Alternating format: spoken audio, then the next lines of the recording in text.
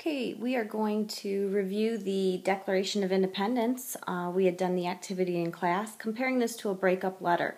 Reminder that this Declaration of Independence is actually the start of the Revolutionary War. It is at this time that we tell Great Britain that we no longer acknowledge them as our government and we are going to set up our own. And so again, I told you to think of this as a breakup letter, which leads to the start of the war. Again, July 4th, 1776, as it says here at the top. This website, this is just the National Archives.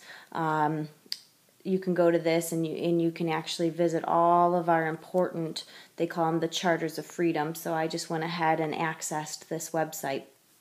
Okay, again, we had done the entire thing in class. We looked at all of the different paragraphs, but for today, as our review, I'm going to focus on this paragraph right here. Let me see if I can, this paragraph right here, okay? This is where we are going to explain what a government should be and why we believe that we have the right to overthrow the government of England or let them or tell them to leave us to our own governing system. Okay, a couple of things I want to point out in this paragraph. Let me see if I can, there we go.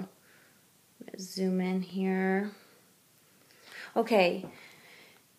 We hold these truths to be self-evident, that all men are created equal, that they are endowed by their Creator with certain unalienable rights, that among these are life, liberty, and the pursuit of happiness.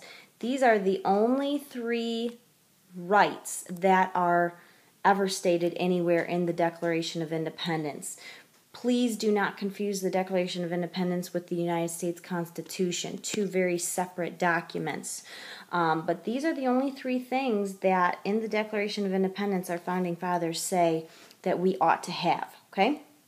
Now, something else, that to secure these rights, I'm just continuing on, same area, governments are instituted among men, deriving their just powers from the consent of the governed. That right there is very important. Again, the consent of the governed. Okay, that is the idea of voting, okay, and the idea of a democracy. Democracy. Now, some other things to point out in here. Let's see here, that whenever any form of government becomes destructive of these ends, meaning the consent of the governed, if the people that were elected are not doing their job, it is the right of the people to alter or abolish it and to institute new government, laying its foundation on such principles of the life, liberty, and pursuit of happiness, and organizing its powers in such form as to them shall seem most likely to affect their safety and happiness. Okay, so right there, this is a very, very important phrase, probably the most important phrase of the entire document. We are explaining why we are allowed to overthrow the British government at that time. We are justifying why we are doing this. We feel that they are abusing our rights by instituting the different taxes, by limiting where we can live, such as the Proclamation Line of 1763. And we are giving them the reason for, I guess, breaking up. Why are we ignoring you at this time?